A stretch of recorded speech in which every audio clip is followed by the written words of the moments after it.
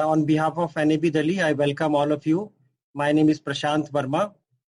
Today's webinar is on legal rights and entitlement for persons with disabilities. So today's session will be facilitated by Amar Jain. Many of you know Amar Jain, I think.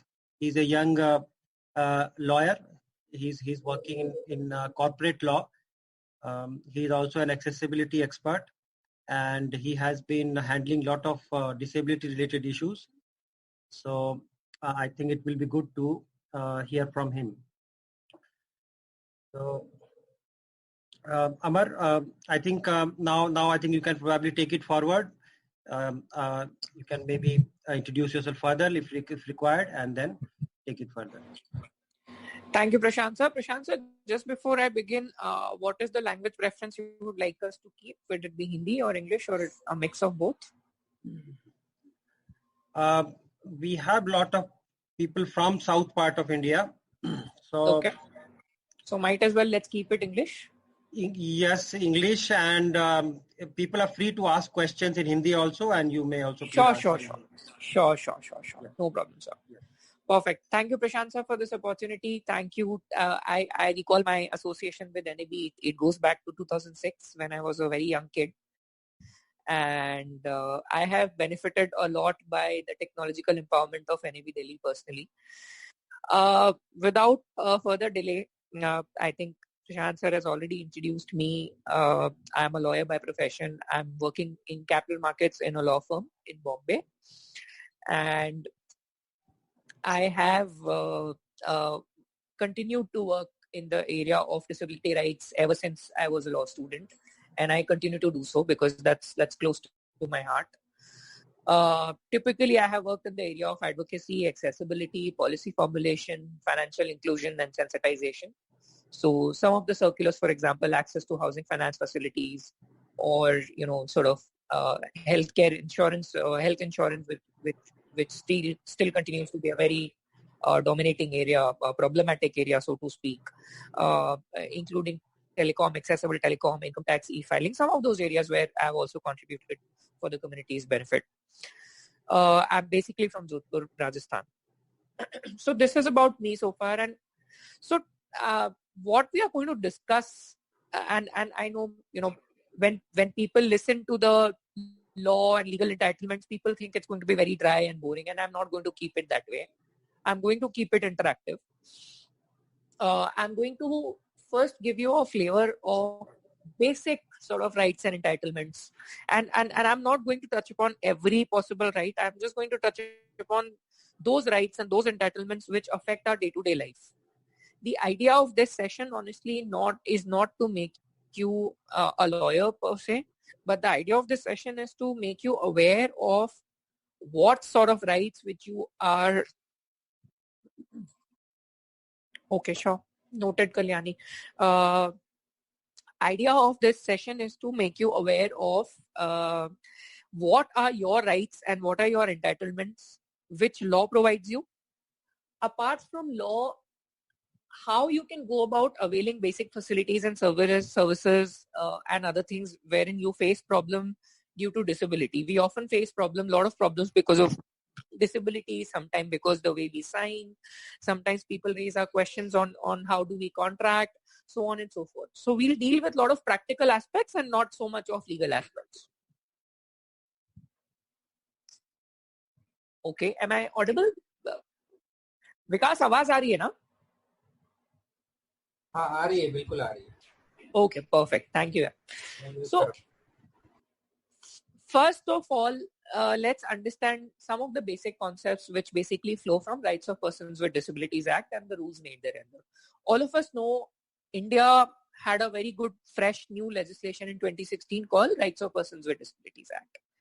Rights of Persons with Disabilities Act repealed the earlier 1995 Act. Unlike the earlier law, which was 95 law, which was based on a lot of social and charitable model of the disability, this. Okay, guys, can I request you to not keep chatting in between? Please, it disturbs a lot. Okay.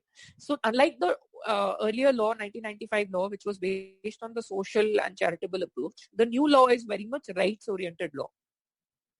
So first of all, let's understand who the person with disability.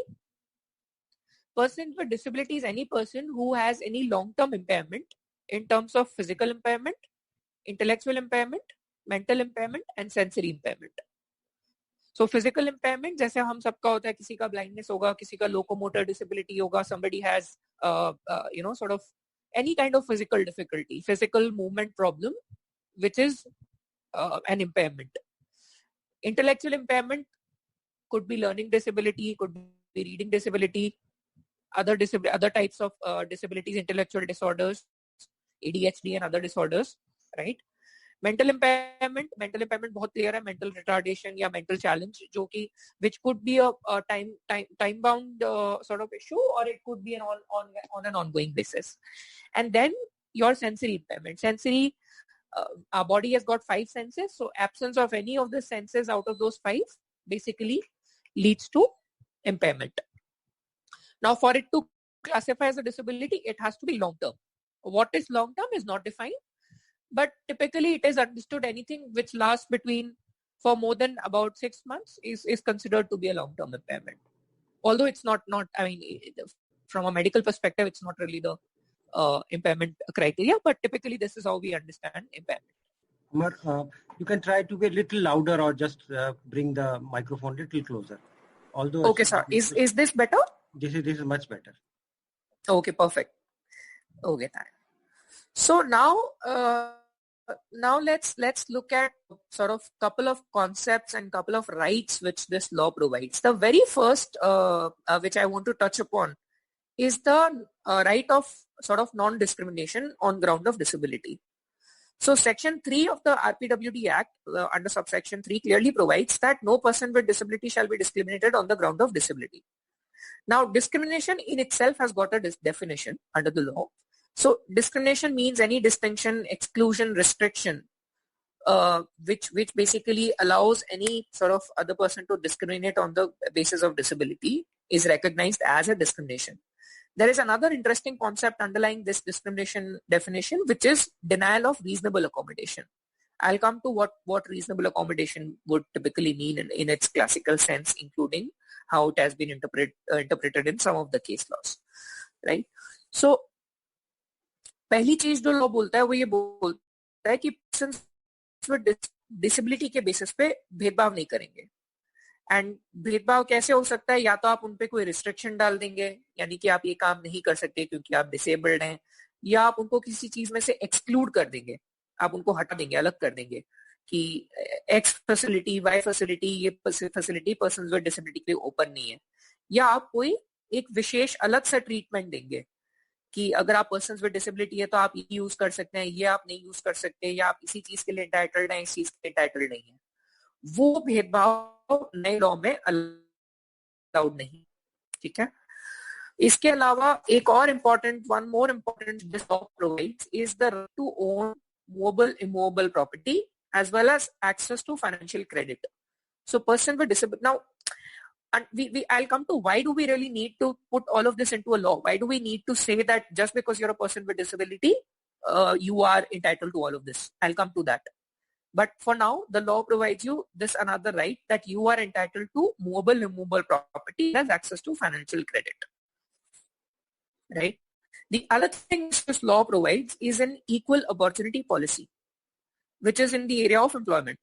So all employers are required to formulate equal opportunity policy, and employers are also required to provide you reasonable accommodation. Not just employers, but even sort of all establishments are actually required to provide you reasonable accommodation. Now, what is reasonable accommodation? Reasonable accommodation is basically on a case-to-case basis, looking at your disability.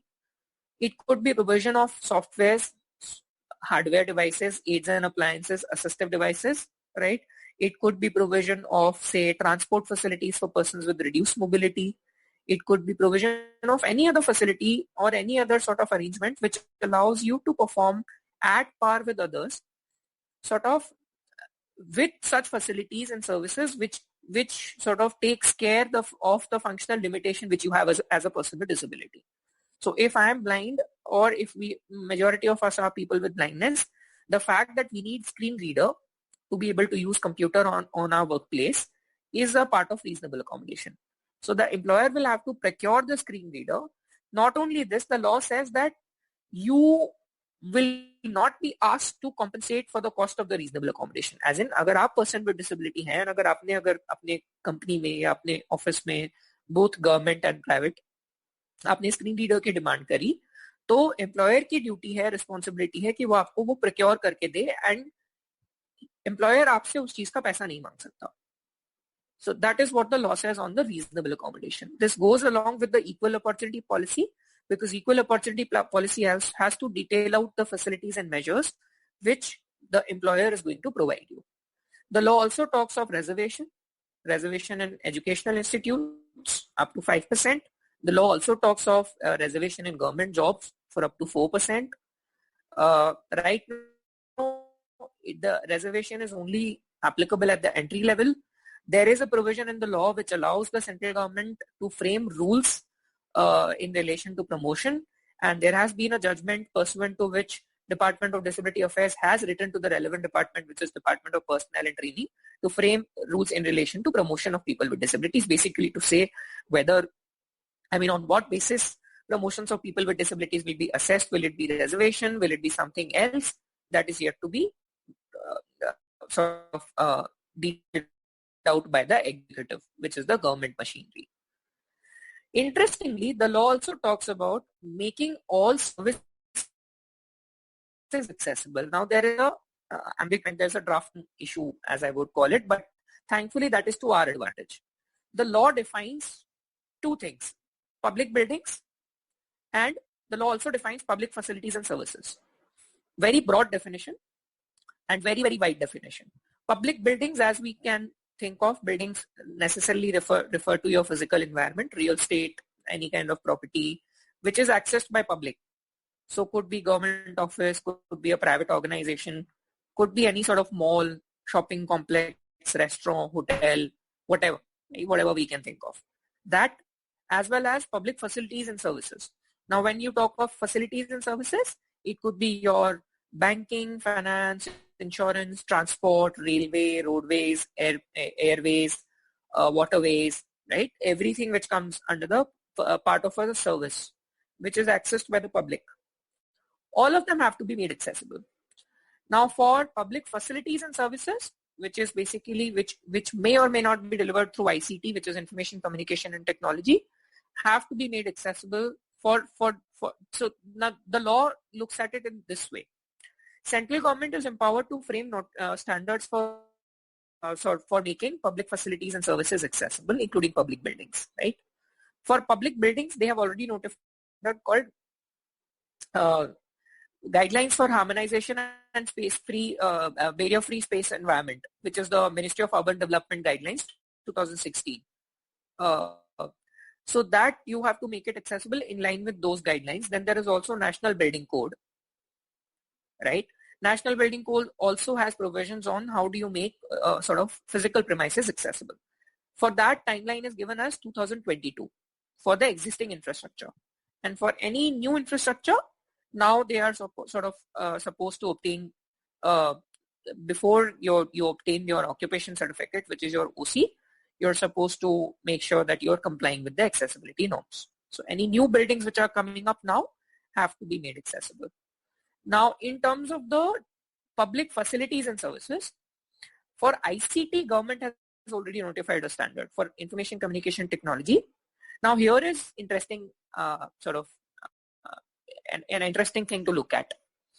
The law defines the expression as public facilities and services, but when you look at section 46, it says every service provider, whether public or private, has to make all services accessible, provided to the public, either in urban or rural areas.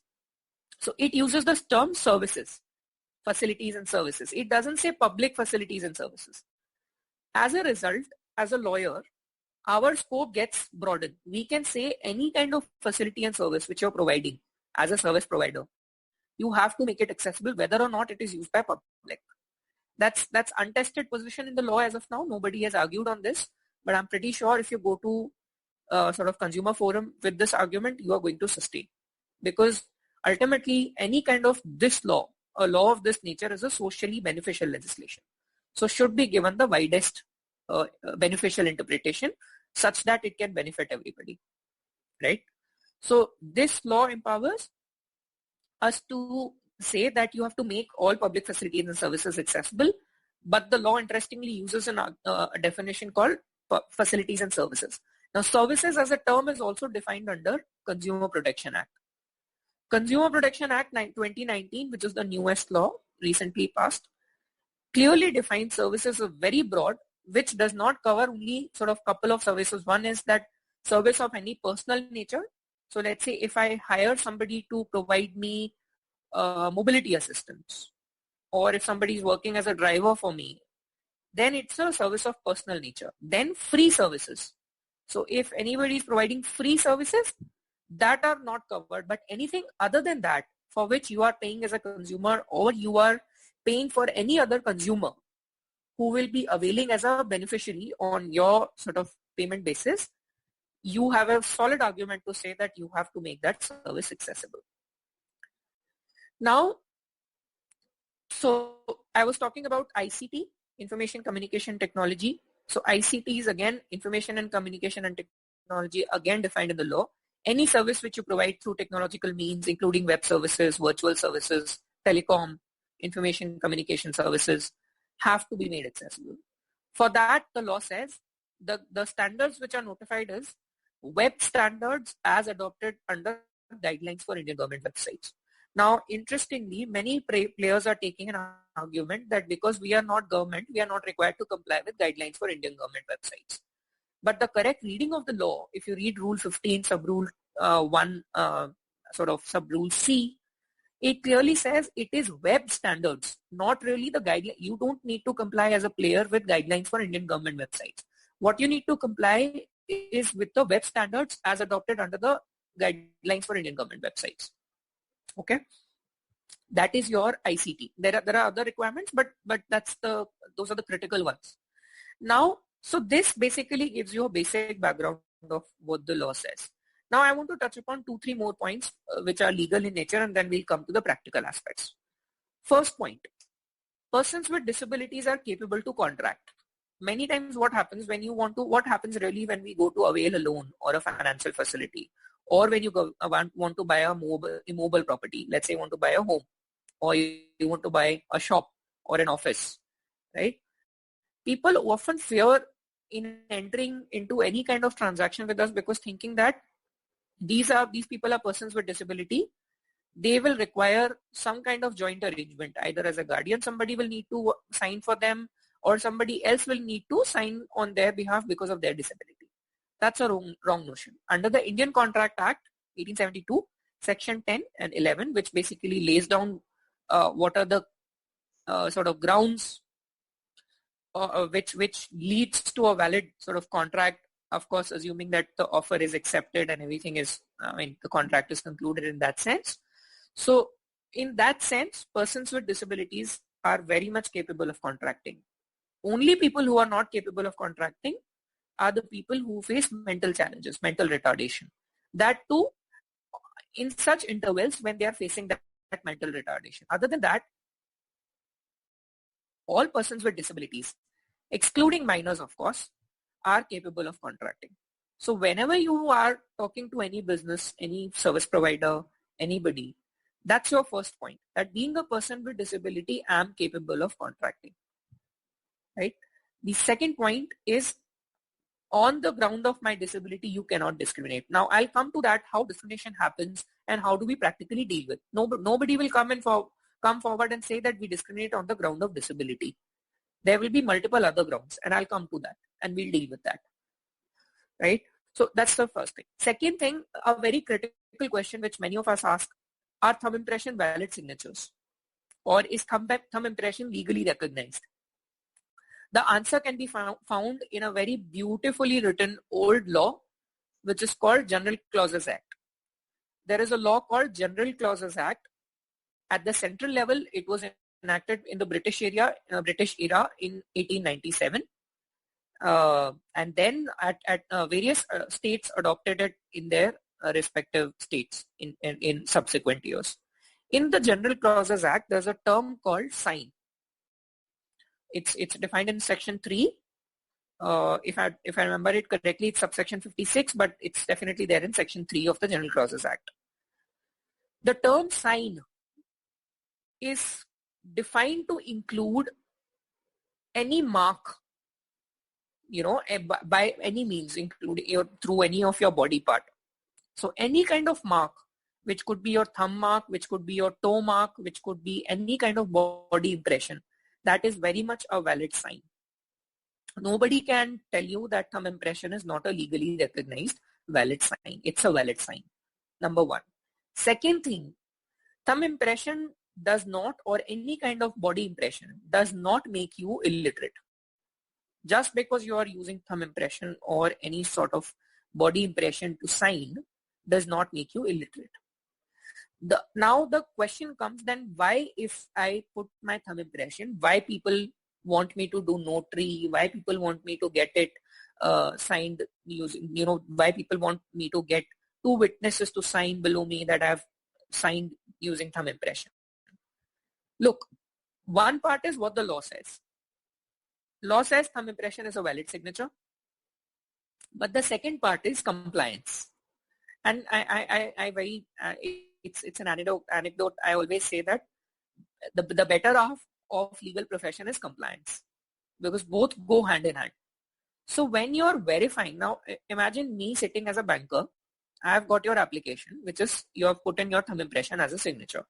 Fine, you have quoted the law, thumb impression is a valid signature. I take that into account. But how do I get comfortable with the fact that you have signed or this is your thumb impression? One answer is biometric verification. So Aadhaar in that sense has become a very good solution wherever it is applicable or available rather. So eKYC or your, sort of those kind of customer diligence measures, Aadhaar can be a very good solution. But where it is not available, where you don't have Aadhaar as a solution, then what do? That's where these kind of compliances come into picture. One solution is you get it notarized, because notary will basically say that X person has signed before me and it's a thumb impression and I'm verifying this fact. And they put their notarial stamp. The other solution is if you're going to, let's say, a bank branch or let's say an insurance company or let's say any other sort of service provider, you get 2 of your employees, one of them who possibly should have the power to verify signatures. Mostly in case of a bank, it's a branch manager, or sometimes in the bigger branches or the larger branches, you could also have assistant branch manager and those kind of designations allowed to verify your thumb impression or signature. So one of those persons, and along with them, any other employee of the same branch or bank or whatever service provider signs the paper which you have signed. Now, what happens? What is the liability of a witness in that case? People also fear, if you ask somebody to sign for you as a witness, people think that I'm taking any additional liability. That's not correct. The only liability which a witness is taking is the fact that he has seen you signing. He need not even know the contents of the document you're signing. That can completely be between you and the party for which you're signing. So witness he's only witness to the fact that you have signed in front of that person and you've put in your thumb impression. So that's clear. Thumb impression is a valid signature. Now let's go to the practical difficulties and how do we deal with those kind of issues. Let's say you want to avail health insurance. Okay. You go to a agent. Many of us normally go talk to our agents. Somebody is working. Some of our relatives are working in LIC. Somebody is working in, let's say, Star Health or any other company. And they say, we go and say we want the health insurance. And the company, so we say we are persons with disability, we are blind or whatever. This is the nature of our disability. We are giving you our medical certificate. Put it with the policy proposal. First thing, don't shy away from disclosing your disability, especially in these critical issues like health insurance, finance facilities, where, non-disclosure can actually lead to more harm than doing good to you. And I'll come to that why. So first you go ahead, you put your policy proposal, you disclose that you have a disability, you attach your disability certificate. Now what happens is, agent typically by looking at your form and by looking at the thumb impression, by looking at the fact that you have a disability, most likely or not will not even take the form to the branch. He will simply say that branch has rejected your form, has not accepted your form. The other level of this could be your form goes to the branch, verbally your form gets discussed, and the guy says, no, don't take it in the system, this will not be approved. So your form never gets into the system and you simply get a denial. Third possibility could be that the person who takes your form is not responding to you at all after taking your form.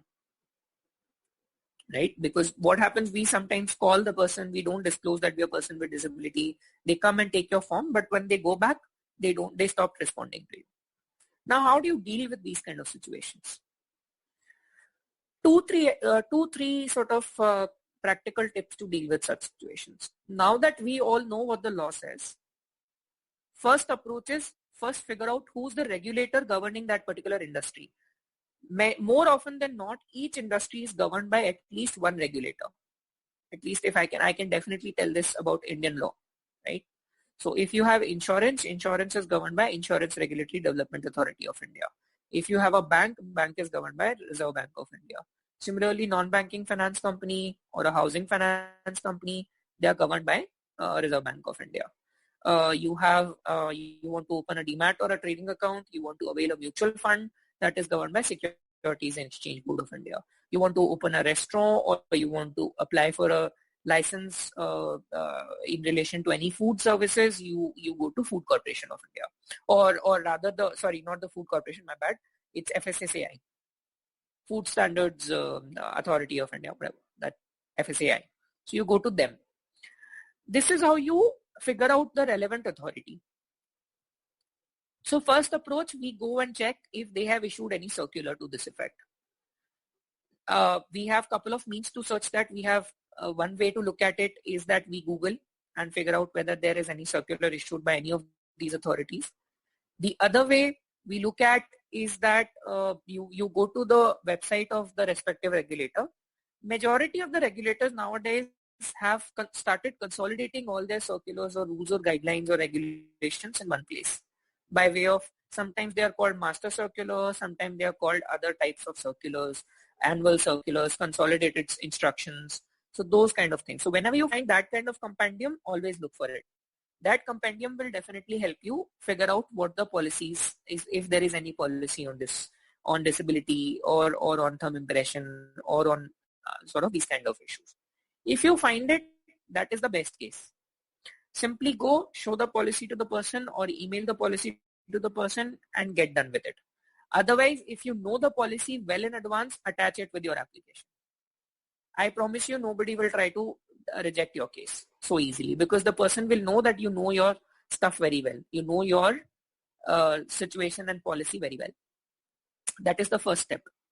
If let's say you are not able to find out that the regulator has issued any circular or a policy, or if you're not able to find out, then what do you do? Your effort has to be that you have to get the person who's dealing with your application, put everything in writing. First tip, when you're giving your application form, it's a signed whatever thumb impressed copy along with your disability certificate. Take an acknowledgement from the person who's taking your application. If the person says that, acknowledgement will only come once I enter into system and this and that, take 2 copies of the form. 1 copy you give it to the person. On the second copy, ask the person to sign. Put the word called received on top of the form and get the person's signature along with his name as an employee and his designation. And if possible, ask him to put his employee code. You have to be smart. You have to say that for my sort of inspection purposes, I need to keep this in my record. So what happens in that case, organization cannot come later and say that we never received your application. This has also happened. People have put in their credit card applications, and because of the issues which I mentioned, they get rejected verbally and they never reach the system. Organizations later try taking a stand that we never received your application. So you take the application, you get the person to sign and say, we have received your application. That's your first step. Now, let's say the branch is not responding or the agent is not responding or whatever. Now you figure out which is your nearest area branch, figure out their contact details. If you can find their email address, put it in writing. And I've submitted this application on this and this date. It has not been reviewed and approved or rejected whatsoever. Please let me know what is the status. Put everything in writing. And if they say we are discussing, we'll get back. If they say, as discussed on the call, your application, we cannot proceed with your application, ask them to put the reason in writing. Now let's say that also doesn't happen. The person refuses to put it in writing, your person is not responding. Then always look for something called as grievance mechanism policy or complaint redressal policy. Every sort of establishment in today's time is very sensitive about complaints. Every person is very sensitive, be it private, be it public, be it any kind of organization. Look for their grievance mechanism. Most likely they would have displayed it on their website, or at least all the prominent service providers are supposed to do it. If you don't find it, let's say you don't find what is their service mechanism or whatever, you will find one thing which is for sure, their corporate office number. All of them have a corporate office or head office in case of a government organization. Call them up, say you want to speak to the managing director, chief executive officer. They will ask you, why do you want to speak, this and that. Say this is confidential, some business dealing. Say you want to speak to their secretary. Say you have sent an email, confidential email, you can't disclose the content, but you want to speak to their secretary. Call the secretary, talk like an informed person, speak like an informed person that you know your stuff well, and say this is what the problem is, I want a solution. If she says or he says that, okay, fine, give me your details, I'll get back to you. Also ask politely that can I have the email address where I can address this. Take the email address, put it down. Most likely or not, your problem will be solved by now. If you exercise any of these steps, by this level, you will be sorted with your problem. Assuming that also doesn't happen now, then you get into the regulator. You write to the regulator itself, copying the company, concerned company, and top management of the company. Always write to the top management. That will always help you. But your drafting has to be decent. You can't be making spelling mistakes. You can't be making language mistakes because it looks bad. Firstly. Secondly, already people have inhibitions or sort of scary thoughts in giving facilities and services to us. And then also if we do these kind of mistakes, people are more likely to treat us as, people who need safety and protection. And if we do something for them, we'll take up liability. So that's the real fear in the minds of people. So write well, write properly, crisp and short. And this is that, just write to the regulator. All of this will help you. And it's very important to have follow this complaint mechanism, because the more complaints go, and I'm saying genuine complaints, not you didn't try enough and just a complaint goes doesn't help us. Proper complaints going will help even in policy making. Because tomorrow when I go to Reserve Bank and I say that people are facing problems in opening bank account, simplest of the things, then I can simply go and say, look, this is the data. This is the data of the complaints which I have got for past 6 months, 8 months, 10 months, 12 months. And these many cases or these many people have faced the problem. So there is definitely some gap in the policy making vis-a-vis its implementation, right? There are other sort of risky avenues which we can explore. If it's a big company, if it's a big organization, you can consider writing to their auditors. Don't do it without exercising all of the other remedies which I told you, because it's a very, very reputational problem for any company if anything goes to their auditor saying that our company has rejected this because of disability or that. Then another interesting thing which we should keep in mind and which is important for us to understand from a practical perspective, what happens many of the times that people will not discriminate with you upfront on paper saying your disability. They will not say on paper that because of your disability we are not providing you this facility. Most likely they will question, so if you want to avail a financial facility, let's say you want to avail a loan or a credit card or something of that sort, what are the other parameters they can check? One parameter will be your credit history. Let's say if you're good in your credit history, assuming that people know about credit history, so score which is maintained by credit sort of institutions like CIBIL, like this one, Equifax and others. So they maintain your credit score basis your timely repayment of all your financial obligations, loans, cards, all that they maintain a score. So if your score, that score has to be good. Then they will look at your income eligibility, right? If your income eligibility is also good enough, if your credit history is also good enough, then they may insist you for a co-applicant or a guarantor that we'll provide you this facility, but you get us a co-applicant. I have personal experiences where I was asked for a loan facility to be the co-applicant and make somebody else as a main applicant. Now, these things typically don't come to you on emails. These things don't come to you on paper. Mostly these will be telephonic calls. Somebody from the institution, it could be a customer service representative, it could be some senior official whose application will say, hey, we're willing to provide you, but if you could get us a co-applicant or if you could give us a guarantor. Now, there are ways with this situation. You know that this is happening because you are disabled or you're blind or whatever. We all know that at the back of our mind. And somewhere institution is just trying to safeguard their risk. Institution is not trying to be bad with you. They're just trying to safeguard their risk. Sometimes they go overboard because they are not aware of the provisions. They're not aware of the fact that it's safe to provide to a person with disability in this case. So they will say, get us a co-applicant, get us a guarantor. Now you will go put an email to the management again. This is with reference to my application. I have been asked to produce either a co-applicant or a guarantor. While looking at my repayment history, my eligibility criteria, my credit score, everything else, it seems all right on paper. But I do understand these are requirements which your credit appraisal team is putting on me. I would request you to look at it in line with your credit appraisal policy. Your policy, credit sanctioning policy, is it mandated under your credit sanctioning policy that every applicant has to have a co-applicant and a guarantor? Then give me in writing. If it is, then firstly give me in writing. Second, I have a co-applicant or a guarantor if you don't have one to provide, which is fair. I do not have a co-applicant and guarantor. Provide me an exception. Because every policy allows a case-by-case decision. No policy will say, yes, sir? No, so people are listening to you eagerly.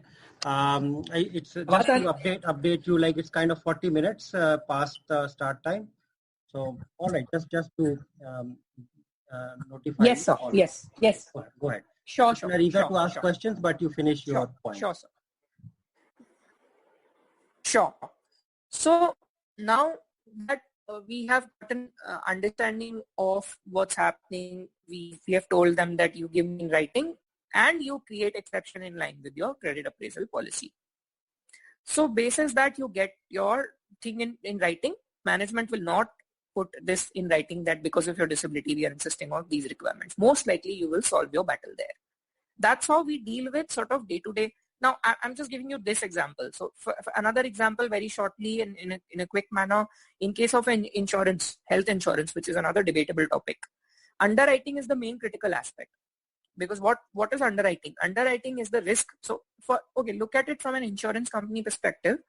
Insurance company gives you a cover of 10 lakh for your health insurance needs. So if you are in need of a medical insurance, you say, I'll pay annual premium of 4,000 rupees depending on my age, depending on my medical history.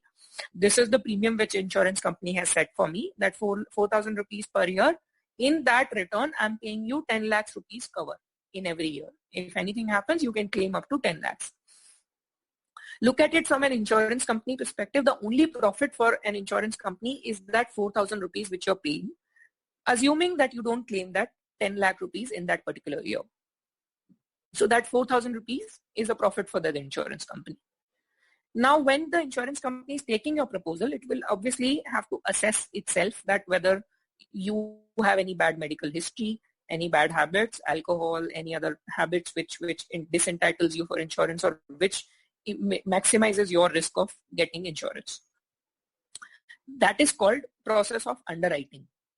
They are calculating their risk vis-a-vis granting you the insurance. Now, underwriting people create issues in giving you insurance. Sometimes they will ask for extra premium because of your disability. Sometimes they will ask for, they will restrict your sum. Sometimes they used to deny earlier. Now with IRDA guidelines in place after 2019, no insurance company can deny you health insurance, right? So then you need to ask that if many times these responses which come in writing say that because of the confidential underwriting policy and as per our decisions of the underwriters, you're not entitled to insurance facility or you're only entitled to this much restricted sum. Ask them to put that in writing. Ask them to put that reason in writing. That will help you get to the bottom of the reason. Getting the reasons for denial is very, very critical, and that's how you start pursuing your matter further.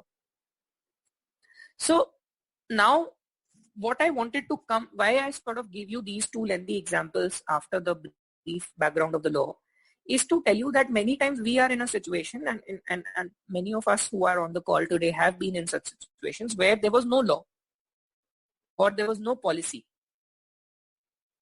to deal with a specific issue. At that time, you may want to, now with the new law into the picture, and even if there is no law, play on the simple grounds of equity, play on the simple ground of access to service, access to X facility, X. That is how you should put a matter forward and take it to the highest level possible. And last also on social media. That's also very, very critical. How do you communicate that you're with any company despite trying your hard or your level best to the social media to the management is very, very good. Your effective usage of Twitter, Facebook, tagging the company, mentioning that what the problem you're facing, out who the managing director, CEO is not difficult. You Google a little bit of Googling, you'll also most likely find an address. Otherwise, all companies or all government organizations have got at least the compliance email ID, write to the compliance head, they will have to get back to you. Otherwise, the means write to the office, call up the corporate office, deal it that way. So that's basically, I wanted to deal it at a very practical level in terms of how do you deal with sort of your basic rights of non-discrimination, equality before law, access to facilities and services, those kind of equal opportunity policy, reasonable accommodation. These are the basic things which law entitles you for. There are, of course, many other rights, but those are very situation specific and may not help us in day-to-day affair. So I'm not touching upon that. Happy to take questions from now on. Okay, so thank you, Amar. People can raise hands and we will unmute you and then you can ask questions. So to raise hand, if you're using a computer, you can press Alt-Y. And Steve Nivas raised hand, sir. Okay, so you can unmute him. Yes. I would like to thank you, sir. It was really enlightening. And similarly, sir, I experienced one of the baddest experience ever happened with my so it's a general consensus which I'm talking about. Once I applied online for a HDFC policy. Before applying online, I spoke to the person telling that I'm visually impaired, and he said he can take up the policy. Everything was done. Number was given to me after I paid my amount through the credit card, and even after 1 year, nothing really happened. I called, as explained, I did everything, whatever the way was possible, but there wasn't a solution. Simply they refunded my money. I went to the consumer forum. Nothing really happened. So how to deal with this scenario, sir? So when was this done? Yeah, it was done in 2018, if I'm not wrong.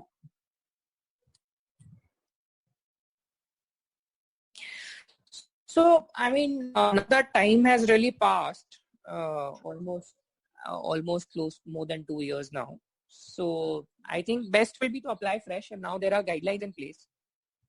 considering the guidelines are in place, and now it should not happen. So feel free to apply back again. Even my, sorry to interrupt you, ma'am. Actually, it's still my banker says that I'm not entitled for a policy. Still, even yesterday I opted for a term insurance. So still they keep saying the same story actually. So, yeah, am I audible to you? Yeah. Hello. Yeah, am I audible to you, ma'am? Yeah.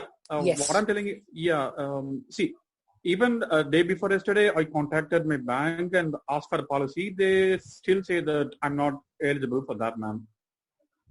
No, so you need to show that now this is where your research comes into picture. Yeah. Exactly why I said, have you researched if there is any on this? Hello? Sorry, the audio is cracking a bit. Am I? Yeah, so at times, Amit, your voice is breaking a little bit. So Amar, yeah. Okay. Sir, am I now? audible? Yeah, better now. Yeah. Yes. Okay. Yeah. Now it's okay. Okay. So I'm saying, have you done your research? Has IRDA issued any circular on this regard? I did, but I couldn't find one. No, that's not the answer. Okay. You have to come to a conclusion. Either they have issued or they have not issued. Okay. Did you try calling IRDA? No, I didn't. Right. So, okay. Now to give you the answer, yes, IRDA has issued a circular. There is a circular issued in 2019, which is standard exclusions for health insurance, in which they have clearly said that persons with disability cannot be excluded from providing health insurance, including people with genetic disability. So just attach a copy of that circular and put up your proposal afresh. Okay, thank you. And would it be safe to apply for a policy online, being a visually impaired? There is no problem so long as you disclose your disability. That's fine. Thank you, ma'am. But many times, because of the fact that your proposals, because of the compliance issues which I mentioned of thumb impression and signature and so on and so forth, those policies are actually taken in physical offline mode. So even though you may apply online, they may ask you to fill the form offline because of the thumb impression if you're putting a thumb impression very specifically. Okay, Paras Jain, you want to say something? Yeah. Yes. Hi, Amar. Yeah. Hi, Paras. So, could you stress a bit more on, like you mentioned about the percentage of reservation, it's 4 and 5 respectively in educational institute and job. Could you stress more upon it being horizontal reservation and vertical reservation? My intent of asking this question is, does the organization hold the right to distribute the vacancies as per their convenience? No, there is a roster, there is a office memorandum of DOPT on this, Paras. Okay. And they have specifically provided how the roster has to be prepared. Okay. Not much has changed between 1995 and this act in that sense. Okay. This is something which may require detailed discussion. Maybe we can take it up offline. Sure. Okay. I'll crack my question also. I think you can answer this directly also. So, for example, there are 100 vacancies in a government organization, right? And say 10 for marketing, 10 sales, 10 civil, 10 electrical, 10 HR, 10 IT. So, does the organization hold the right to give a seat to a person with disability in whatever department they feel like? I mean, for example, they'll mostly restrict it to marketing, sales, or HR rather than giving it into electrical. So no. So now again, you're talking of government organization again, right? Yeah. No, the organization have to also go by identified posts for persons with disabilities. Your voice got cracked. Could you repeat? New act, the list is yet to come. Am I audible? Yes. So Paras, actually there is a list of identified jobs the government has prepared. Is like has identified jobs for various disabilities. So it's quite possible that the post of an electrical engineer is not identified for a totally blind person as yet. In that case, they will not reserve any post for the blind in that category. So that Okay. is what I think But, Amar is trying to say. Correct, boss, correct, sir. Okay. And IT should be there, right? IT. So I mean that specific we can check from the list. I mean, Sure. I don't have offhand. We but can take that this offline we can actually. check. Sure. Okay, Amit Jaiswal, you want to say something? Yeah, sir. Can I, sir, change my language to Hindi? Yes, of course, Hindi, yes. Sir मैं मतलब मेरा एक question 2 question था actually sir. मैं suddenly बीच में एक बार credit पे mobile लेने के लिए गया था एक शॉप पे, तो वहां पे मेरा एप्लीकेशन वो लोग ने ये रिजेक्ट कर दिया कि नहीं तुम्हारे पेन कार्ड पे थंब इम्प्रेशन है और हम ब्लाइंड लोग को मतलब हैंडीकैप लोग को पुलिस को नहीं देते क्योंकि एज अ रूल हम लोग नहीं दे सकते. तो सर मैंने उनको बताया कि मेरी सैलरी इतना है सर, मैंने सैलरी स्लिप भी दी तो भी सर वो एग्री नहीं हुए. तो वहां पे मुझे क्या करना चाहिए सर? ऐसे तो मुंबई में बहुत सारे मतलब छोटे शॉप वाले हैं जो नहीं देते, तो उस समय हमें क्या करना आपको? देखिए अभी क्या होता है, अभी कोई भी शॉपकीपर अगर आपको लोन दे रहा है, ठीक है, अगर आपको कोई शॉपकीपर अगर आपको लोन दे रहा है तो नेचुरली किसी ना किसी फाइनेंस कंपनी के साथ पार्टनरशिप करके बैठा हुआ है. शॉपकीपर अपनी जेब से तो नहीं देगा. हाँ, राइट. वो फाइनेंस कंपनी. सर आपका आवाज डिस्कनेक्ट हो रहा है. सॉरी, अभी आ रहे हैं प्रशांत सर? आवाज हाँ, ज्यादा ठीक है. ओके. सो पॉइंट इज कि कोई भी शॉपकीपर आपको अपनी जेब से पैसा नहीं देगा हमें. हाँ सर. ठीक है. आप जाएंगे, आप शॉपकीपर से पूछेंगे ठीक है आपके पास में आपका ये प्रोविजन है, आप मेरे को बताओ आपने किस फाइनेंस कंपनी से टाई अप कर रखा है. आप उस फाइनेंस कंपनी के ऑफिस में अपना एप्लीकेशन फिजिकली सबमिट करिए, उसके बाद में उनको डिसीजन लेने दीजिए. क्योंकि क्या होता है, शॉपकीपर को अवेयरनेस नहीं होती. हाँ, बट सर बैंक वाले लोग को तो अवेयरनेस होते है ना सर. हमारी जो कंपनी है जिसमें मैं जॉब कर रहा हूँ सर, उन्होंने मतलब मुझे बोला था कि सैलरी अकाउंट ओपन करने के लिए. तो सर एक बैंक था, उनको बोला गया तो वो CTC बैंक करके कोई तो है, याद नहीं मेरे को बैंक का नाम. तो सर उन्होंने भी लोग का your voice is not audible. Account नहीं खोला. ओके अमित, बेसिकली ये प्रॉब्लम्स आती है. मैंने इसीलिए ये जो मैंने प्रैक्टिकल टिप्स बताई मैंने आपको अभी सेशन में, राइट, ये मैंने आपको इसीलिए बताई. मैंने आपको इसीलिए बताई कि आप इस तरीके से अगर आपको बैंक ने मना करा तो आप उस बैंक को लिखो, पहले ब्रांच को लिखो.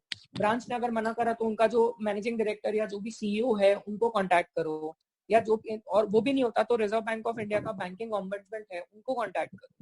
इसी तरीके से हम इन चीजों को डील कर सकते हैं. कुल मिला के आपको उस शॉपकीपर से आगे जाना पड़ेगा, थोड़ा कंपनी को डायरेक्ट कांटेक्ट करना पड़ेगा, थोड़ी मेहनत करनी पड़ेगी, कोई ऑप्शन नहीं है अभी. तो मैम यहाँ पे मतलब कोई भी बैंक हम सर जो अपना बैंक है, जो मेन ब्रांच है, बैंक के मेन ब्रांच पे वहां पे भी जाते तो लोग यही बोलते कि नहीं सर हम लोग कुछ नहीं कर. हम लोग ब्रांच पे भी गए थे तो वहां पे भी यही. अमित, इसमें इम्पोर्टेंट ये होता है कि आप चीजों को वर्बली मत रखिए, आप चीजों को लिखित में रखिए. ओके. आप जितना मेल पे लिखेंगे, मेल पे आप अगर करेंगे, और बैंक के अगर आप सीनियर मैनेजमेंट को लिखेंगे तो सीनियर मैनेजमेंट कभी भी मना नहीं कर सकता आपको. कभी भी सीनियर मैनेजमेंट आपको ये लिख के नहीं देगा कि मैं ब्लाइंड हूँ इसीलिए आपको मना कर रहा हूँ. क्या? ओके, हितेश ठाकुर, आप पूछना चाहते हैं कुछ? अनम्यूट करना होगा आपको. Am I audible now? Yes. See, I had a question regarding health insurance, but it is already answered. Now I have a question regarding endowment insurance policy. I wanted to ask in the last session, but due to so many questions, I was not given the chance. So, if I want to go for endowment insurance policy, because I've spoken to LIC also, LIC agents and LIC staff also, so they are saying no, we cannot give you endowment policy. Is it true, or do we have any circular for that? So Hitesh, again same approach. No. Put up your application in formally. Put up your application formally. let it go to the branch of LIC. If the branch doesn't come back with the positive response, approach to the zonal office or approach to the managing the director who handles the customer services. I'm forgetting his name. Approach his office. He's very receptive. So once you do that, mostly the issue will be sorted. And is it that we are charged premium more than the normal people, or it's not true? No, so not in many cases they may not ask you to pay extra premium, but in some cases they do ask, and that area is still not settled. And that is not just India, even abroad that is a problem. Okay, boss. Thank you. Okay, Ganesh Reddy.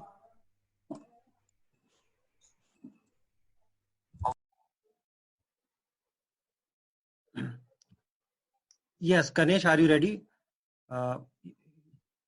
Or okay, Mohammed Ehtesham.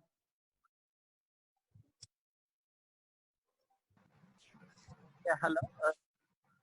Now I'm audible? Hi. Hello. Yes, go for it. Yeah, I have one question. Actually, these are two questions, but combined one. Actually, if a person has taken insurance policy from agent, but later a person came to know that he was wrongly sold the policy with the higher provision of the profits, but also taken from his someone. Now, what may be the case in this policy? I didn't understand the question only. Okay. Actually, sometimes agent sells the policy, right? At the time of selling the policy, they may pay the higher profits than the actual policy. Who will pay the higher profit? They will tell like that. Agents may tell like that. Okay. Will get the higher insurance premium like that. But after receiving the policy, if he realizes that agent has missold the policy, but a witness also taken from the any of his relatives or something. So what may be the case in this situation? Like you will have to go for mis-selling. Again, a consumer protection consumer case. It can also become a criminal case, but then you'll have to have your evidence very strong. So when the agent says that you'll be entitled to higher profits, you'll have to get things in writing. On what basis the agent is saying, you'll have to ask for a printed sheet which shows this calculation, something which is backing the company. This is very common. Okay. Actually, you said that witness is like I saw when he's signing, when he's doing the thumb impression, right? So why they may take in this case also they are same role? So you will not go against the witness. You will go against the agent and the company. Exactly. Then the agent may argue like this. We have taken the witness from the. No, that doesn't matter. Witness job is to only certify the fact or witness the fact that you have signed. That's it. Witness will not go anything beyond. Witness doesn't know what policy, what content. That is not witness problem. It's clarified. Thank you. Okay. Okay, let us see who else has questions.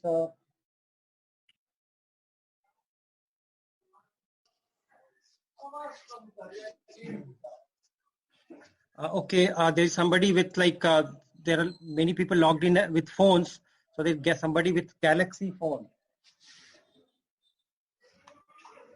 And Pratham, you can also ask. Hello? Yes. Yes, please go ahead.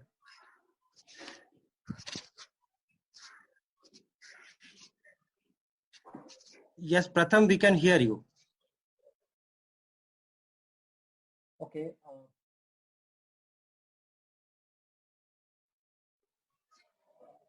Ronald, you want to say something? Ronald?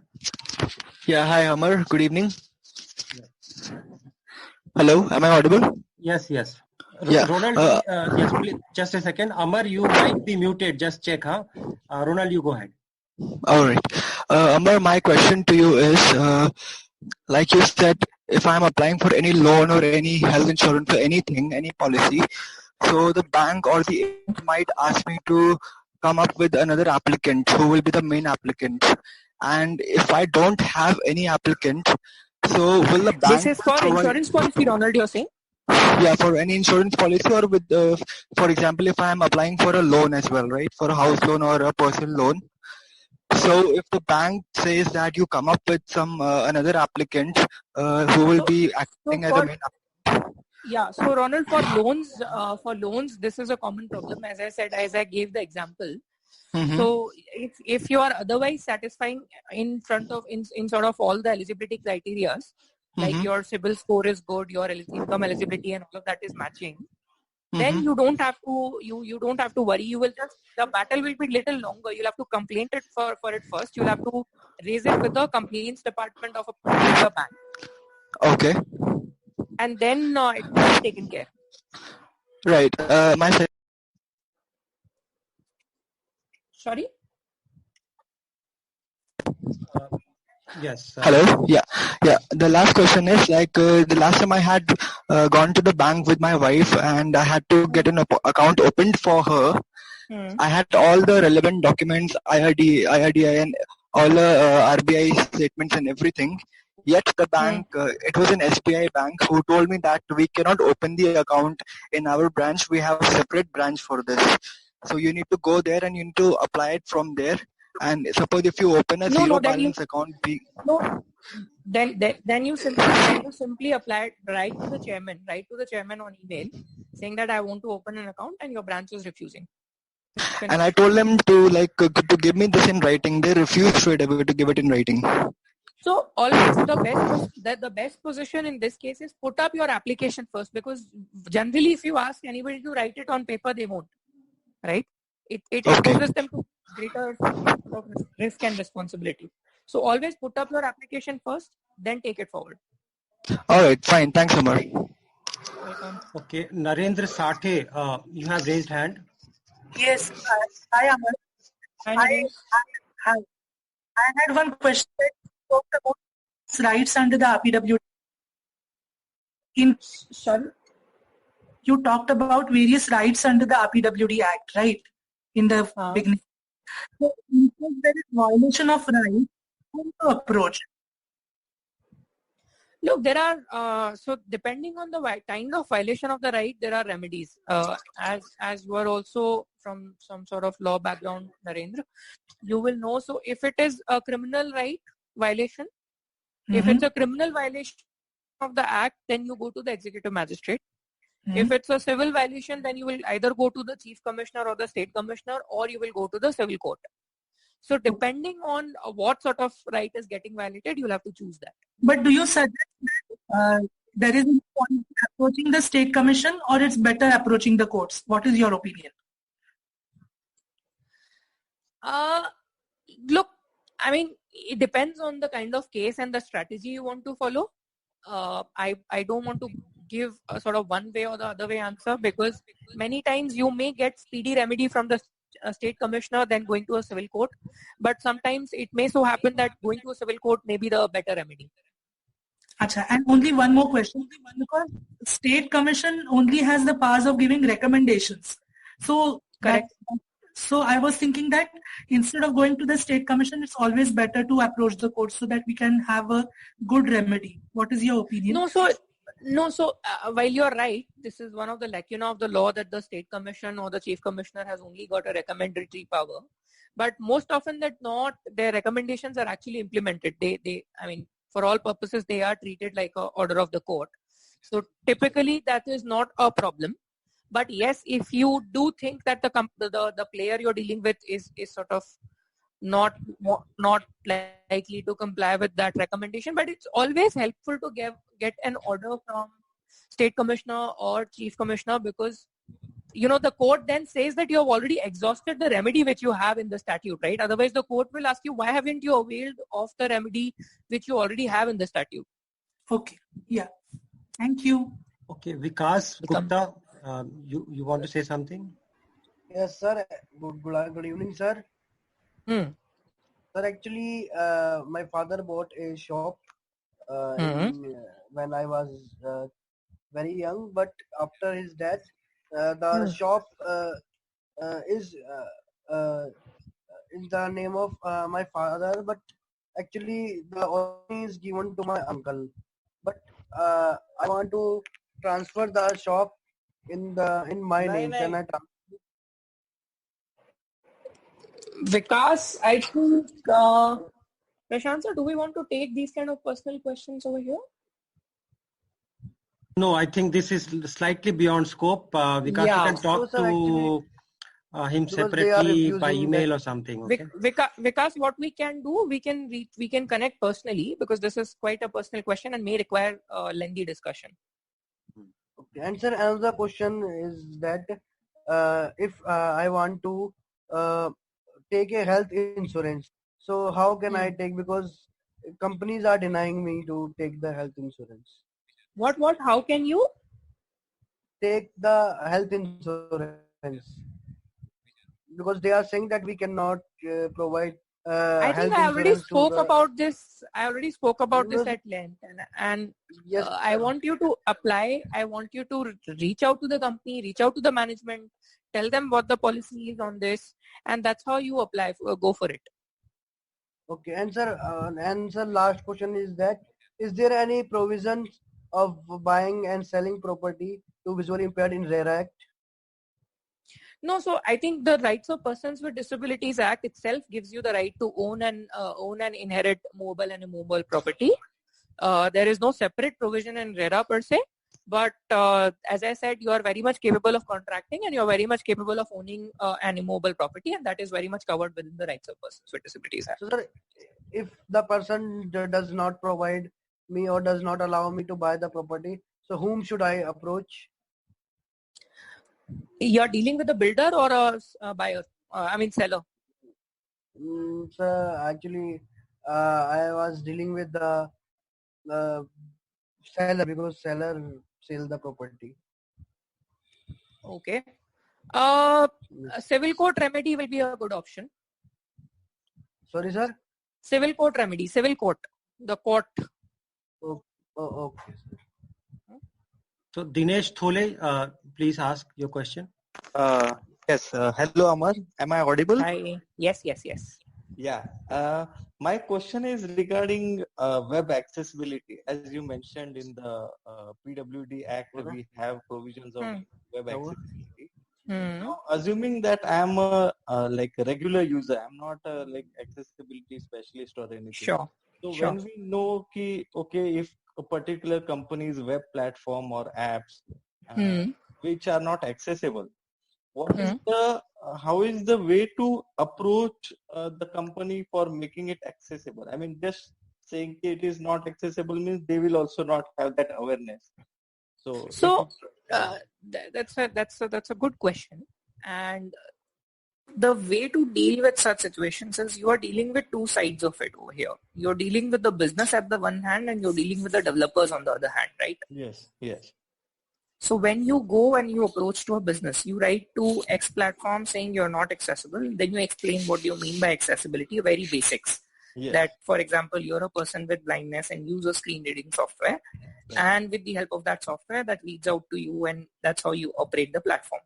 But because, let's say, your buttons are not labeled or there are lots of images which are not tagged, those kind of issues you flag. Right. So this will require your developer's intervention. So, and this is also legally, you're legally also bound to sort of comply with XYZ guidelines in the law which I quoted, right? So section 40, 46, rule 15, including guidelines of Indian government websites. So you're required to comply with all of that, so to make it accessible. Now, once you write that email, wait for the business response. Most likely they will say, we have noted your feedback, we'll get back to you, this and that. Then say that your timeline is already over and continued non-compliance of this can lead to civil and penal consequences. Also depends on who are you approaching. You are approaching the managing director, CEO, that may make a difference. If they are not receptive, then you may have to approach investors. Okay. If it's a private company. Yes. So that's the way to go about it. Okay, thank you so much. But bit of technical knowledge is also required, because when you're dealing with developers, developers will say that, this is a significant work, or this requires significant revamp of the infrastructure. So then you need to say that this is not significant, and this can be easily achieved if you have the right technical mindset. background. Yeah, but I was thinking like many of us maybe who are not in detailed knowledge of the development perspectives and all. No, which is fine. We should be able to explain them, of course, in basics. Correct. What is required to be done. Sure. So that's what the systematic approach is required, so that we can get it through to any company. Sure. Yeah. Thank you so much. Welcome. Okay, Mohammad Ehtesham, आप भी कुछ पूछना चाहते हैं? या मैं पूछने वाला था, लेकिन वो उस टाइम किसी और ने भी पूछ लिया था. Okay, my question, I have two questions. One is related to signatures, and the other is related to sports, inclusiveness in sports, accessibility to sports. The first part of it is that suppose if I have already taken some property or some kind of credit cards and all that using a particular signature, where I have not informed these authorities that I am visually impaired. Okay. In that case, I have not given any kind of certificates and all those things because I was not aware at that time. Now the signature which is there on those documents and what I am doing now is not matching. Inconsistent signatures. Yeah, consistent. Yeah, and even if I try to match it, it's not possible. Still, I am low vision, but still I am not able to match it. Agreed. So now, what kind of difficulties can a person like me face? Because as it is in case of my credit card address changes, I'm facing a lot of problem. Because even by going to the physically to the bank and giving my thumb impression, that time informing them that I'm visually impaired, still my change of address request was not taken. That means it came back from Chennai. They said, your signature is not matching. That's all. So basically what you will need to do essentially in this case, first thing, because you are rightly saying that, for example, change of address or change of mobile number or any other particulars, that's one example. Or for example, reissuance of a lost card or a damaged or broken card. Maybe one more thing, a very important thing I would like to add is, if I have a property which I have purchased in say maybe 2007, if I want to sell it, so will I face any problem? If you can just, while answering this, you can just add on that also. Sure. I'll add on. So basically, so when you're dealing with these kind of situations, the credit cards or insurance or these kind of issues, best approach is to get your signature updated in their records. So now, for example, if you're saying you're not able to sign consistently, you may want to consider switching to a thumb impression. Yeah. Right? So one approach could be you get your thumb impression, you get your signature changed first in the PAN card, and basis that you get it changed in your other records of say banks or insurance companies and so on and so forth. Now when you talk of sort of immobile property, so depending on the location of your registrar, you will approach your registrar, and again the same process. You will say that because of XYZ reason, you give it to them in writing and you get your thumb impression updated. Any which ways prior to, now since you are saying 2007, I'm not sure if 2007 Maharashtra implemented it, but after 2005, anyways, all the registrars were mandated to sort of take your thumb impression on record while registering immobile property on your name. Yeah. I don't remember that, whether they have taken that online. So if they have not, but then you can ask them to sort of take it on record and then you can conclude your sale on that basis. Okay, fine. Okay, I think Nagraj, you are waiting for a long time.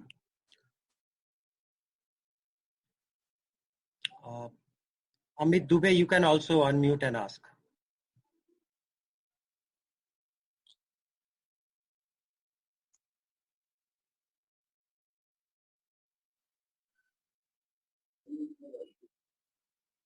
Before getting job,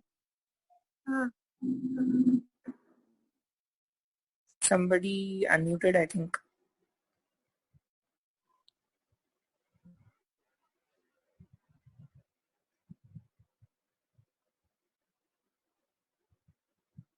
I was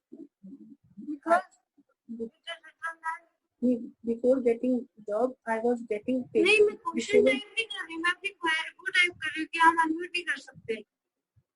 और क्या, क्योंकि उन्होंने कहा ना unmute yourself।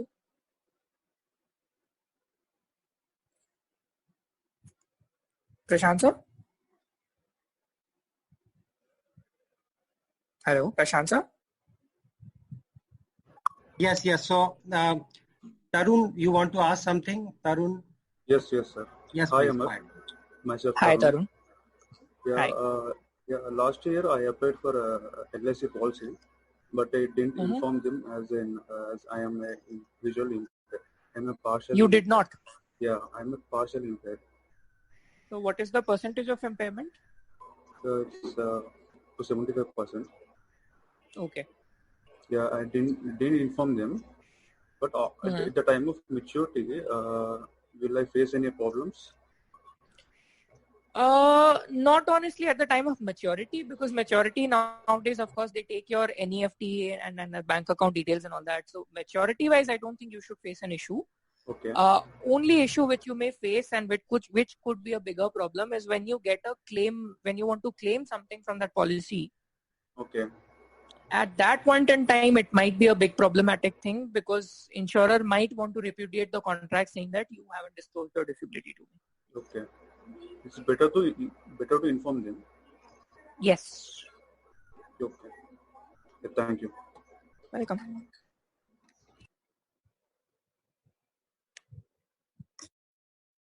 Galaxy 7.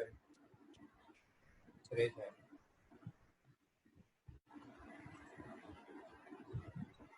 Galaxy 7? Who is Galaxy 7? Yes. Yes. Does we have unmuted a few people? Let's see if they want to ask anything. We have approximately 11 participants raised hands. Lalit.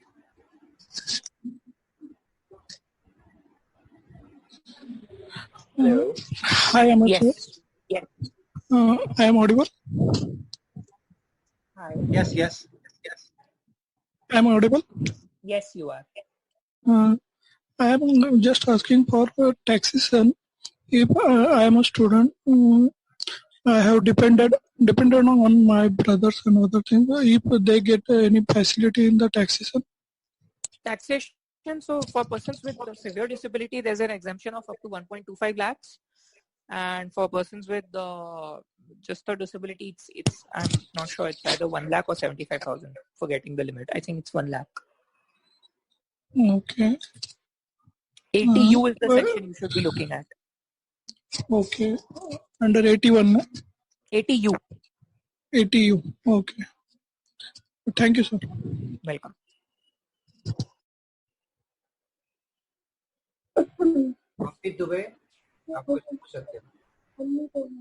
Sir, can I ask question in Hindi?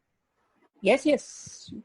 Sir, थोड़ा मेरा question थोड़ा सा different है शायद. Before getting job I was getting disable pension, तो मतलब can I take pension मतलब after job? नहीं, जॉब के बाद में आपको पेंशन नहीं मिलेगी, क्योंकि जॉब आप बेसिकली जॉब पेंशन उनके लिए होती है, जॉब नहीं होता है.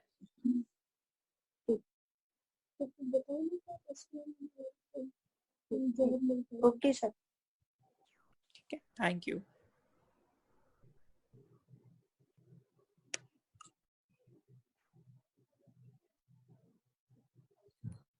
Prashant sir, who do we take next? So let's see, maybe last 1 or 2 questions and then we will close. So we are Sure. reaching like almost one and a half hours. So let's see. We are looking at the list. Yeah. Who wants to ask a question? So we have approximately 8-9 hands raised. Yeah, but 10 many people didn't respond. That's well. Tika Ram, can you hear us? Yes, sir, I can hear. Good evening, sir. First of all. थोड़ा तेज बोलिए, आवाज नहीं आ रही. Hello. Hello. हाँ, better है. आप बताइए. हाँ बिल्कुल सर. कंसर्न है रिगार्डिंग एक्सेसिबिलिटी. मैं बहुत दिनों से सुनता आ रहा हूँ. एक्सेसिबिलिटी में लगभग 3 सालों से वर्क भी कर रहा हूँ. क्या ये प्रॉब्लम हमारे केवल इंडिया के डेवलपर के लिए है या कोई लोग वेब एक्सेसिबिलिटी टेस्ट नहीं करते हैं, तो पब्लिक क्यों करते हैं? सॉरी, क्या? सभी क्षेत्रों में आवाज बहुत धीरे आई। आप पूछ रहे हैं कि एक्सेसिबिलिटी क्या केवल डेवलपर के लिए है? थोड़ा तेज बोलिए। नहीं सर, मैं हेलो, आप जा रहा है? हाँ बोलिए। ऐसे बोलिए। हाँ बिल्कुल सर, जैसे यहाँ पे वेब एक्सेसिबिलिटी के रिगार्डिंग मेरा सवाल है। एक्सेसिबिलिटी में बहुत दिनों से उसका टेस्टिंग भी कर रहा हूँ, ठीक है सर, ऐसे पर्सनल लेवल पे, प्रोफेशनल लेवल पे नहीं, ठीक है। मैंने लगभग 10-12 बैंक के अकाउंट्स, मतलब उनके जितने सारे नेट बैंकिंग है वो सभी सारे साइट है, तो वो लोग तो कभी सुधारते नहीं है। कितने बार कंप्लेन करते हैं, लेकिन जैसे इलाहाबाद का है तो वो पहले ठीक था, तो अब उन लोगों ने उसको और एक्सेसिबिलिटी उसमें खत्म कर दिया। उसके बाद जितने भी गवर्नमेंट साइट है वो भी लगभग बिल्कुल एक्सेसिबल नहीं है, मतलब अच्छे से नहीं है, ठीक है। उसमें स्टाइल अच्छा से किया गया नहीं, ग्राफिक्स लेबल नहीं, बटन लेबल नहीं, सभी तरीके से मैंने उसका एक्सेसिबिलिटी टेस्टिंग किया। उसके बाद ITR का आपने जिक्र किया, ITR में पिछले 2 सालों से अपने मम्मी का भरता हूँ, ठीक है। तो उसका मेन्यू अच्छा से लेबल नहीं है, उसमें जब हम लोग वेरीफाई करते हैं तो वो ये ठीक है, लेकिन आप कहना क्या चाहते हैं? ये तो ठीक है। तो हाँ ठीक है, तो सर गाइडलाइन मतलब उन लोग को, जो डेवलपर है जो भी है, तो क्या गाइडलाइन उन लोग को पता नहीं होता है क्या? बेसिकली क्या होता है कि काफी लोगों को तो यही अवेयरनेस नहीं है कि लॉ में ऐसा कोई ऑब्लिगेशन है कि उनको ये एक्सेसिबल बनाना है, काफी डिपार्टमेंट्स को। सर हाँ तो ठीक है, लेकिन एक्सेसिबिलिटी तो सर इंटरनेशनल लेवल पर है ना सर, डेवलपर नहीं। सो देखिए, इंटरनेशनल ऑब्लिगेशन अलग होता है। जो इंटरनेशनली बाउंड होता है वो जरूरी नहीं है कि हम सबको करना पड़े, बिकॉज हर कंट्री का अपना लॉ होता है, राइट? हर कंट्री का अपना लॉ होता है। हमारा अपना एक लॉ है, उसके हिसाब से आपको एक्सेसिबल बनाना था जून 14, 2019 तक, अगर आप वेब एक्सेसिबिलिटी की बात कर रहे हैं तो। अब उन्होंने नहीं बनाया है, उसके लिए यही तरीका है, पहले आप डिपार्टमेंट को लिखिए, डिपार्टमेंट अगर सही जवाब देता है तो ठीक है, वरना उनका कंप्लेंट फाइल करिए। जैसे बैंक है, बैंक अगर आपको सही जवाब देती है, आपने पहले मैनेजिंग डायरेक्टर को या नोडल ऑफिसर को लिखा बैंक में, नोडल ऑफिसर ने अगर जवाब ठीक दिया तो ठीक है, वरना आप उसके बाद में आप उनको RBI को और बैंकिंग ऑम्बुड्समैन को लिख सकते हैं।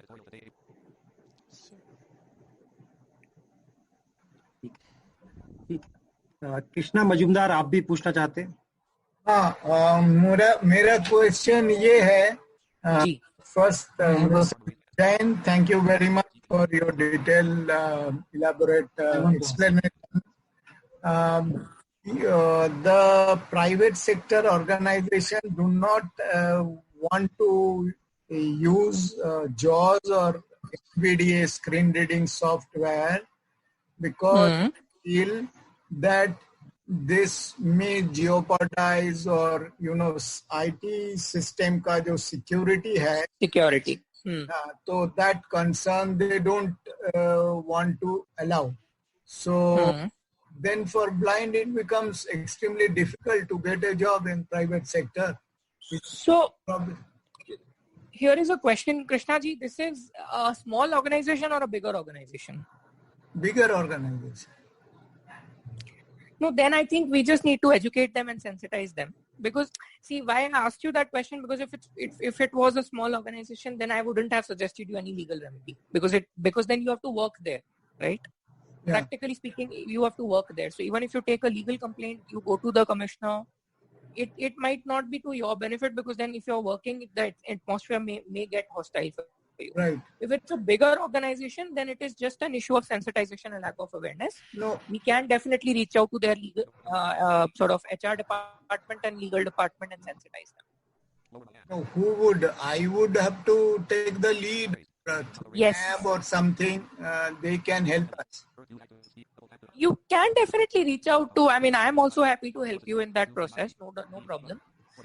But ultimately lead you will have to take, and you will have to explain them that this is not a security issue. Sure. That's a very common problem. Yeah, so because this is a common problem, so I thought that first I will have to try to take the help myself. But in case it is required, can I get back to you, your email ID, or how do I get back to you? So you can take my email ID from Prashant sir, maybe. Prashant sir, that's okay, right? Yes, okay. So you can take my email ID from Prashant sir, and we'll be happy to help you. Okay. Thank you very much. Welcome, sir. Okay, Kiran Kumar. It's a very good session that you have conducted. NAB Prashant sir, on behalf of all of us, thank you very much for organizing this. It's very, very important for us. Appreciate it, sir. Okay, thank you. Thank you. Kiran Kumar, are you there?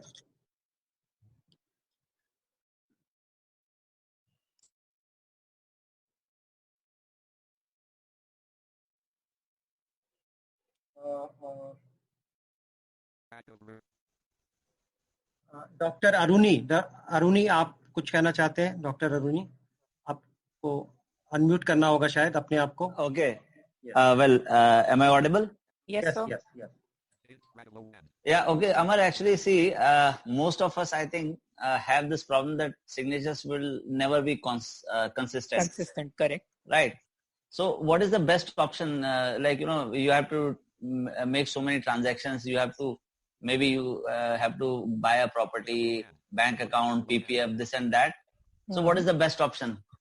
Sir, ideal situation nowadays, considering the sort of broader adoption of digital technology, many banks allow you to complete majority of your transactions using your digital banking. Right? No, that's okay. Transactions, there is no problem in conducting transactions. But when it comes to, finally a closure of account or something like that, where your signature is required, what do you do? Sir, in that case, look, you will have to have a discussion with the sort of senior officials over and above your branch people, because compliance will have to be satisfied that this is your signature. So you can suggest them, for example, 2 witnesses of the branch employees who can witness for you signing. Because honestly speaking, from a compliance perspective, inconsistency of signature is an issue for them also, right? Yeah. If you think from their perspective, it's an issue as well. So witness is one solution. Otherwise, you will have to get your signature updated into their bank record and then take it forward from there. Hello? Yeah. Yes, sir. I'm sorry, I got disconnected. Is it? Can we substitute, our signature with a thumb impression everywhere? You can. Is it possible? That is very much possible. The best way to do it is get it updated in your PAN card first, and then produce your PAN card for updation of signature everywhere. Okay, fine. Okay, that's okay. Probably the last question for now. Satya Narayana, are you there? Yes. Yeah, please go ahead. Yes. Hi, sir. My question, I have 2 questions actually. So my first question is, for example, we have to avail so many facilities in our daily life, but for so many things there will be no guidelines. But if guidelines wanted to come, the time has to be taken. So until get guidelines, can we do anything? Because of as the individual, we can't fight. We can't battle for a long time. So this is my first question. I did not fully understand your question, sir. So, for example, we have to avail so many facilities. We have so many needs in our daily life. Yeah. So, for example, to access credit card, to access insurance, and to access all these things. Okay. Now there are guidelines for somehow, but some things will not have the guidance, proper guidelines issued by the government of India or anything. So at that time, how can we resolve the problem as an individual? Because so exactly my point, sir. So you will have to then reach out to yours, sort of the person you're dealing with. You'll have to reach out to the senior authority there. Just by talking to, say, let's say a branch official or say an agent, or will not help you. You'll have to reach out to the management. You'll have to tell them that this is what it is. This is how it is, and you should not deny me this facility. That's why you will have to be smart in dealing with that case. Okay, and my second question is that, for example, if we wanted to, for example, if we try to go job in a government sector, in banking, all these things. Okay, if we lost, if they don't give, if they reject, even we are good at all, we can fight for that. Yes, we can fight by going to the court, all these things. So it depends on the case to case. For example, if depending on how you have scored compared to other candidates, what is your interview sort of score? Couple of those factors will determine those things. Okay. All right. Okay. Okay. So Amar, I think we will ask people to maybe send their questions to us on the email that they have got. I can forward them to you if we have not answered them already. And to everyone, thank you very much for your participation. We will be sharing the recording. We will make an announcement as to where it is available. We will be having more webinars next week. So please also watch out for those announcements. And finally, thank you, Amar. Thank you very much for giving Pleasure, us sir. time. Pleasure. And, Absolute let's pleasure. see if there is more demand, maybe you can come back again. Sure, sir. And have another session sometime in the coming week. Sure, sir. Thank you so much. It was absolutely pleasure interacting with everyone. Thank you so much. Thank you.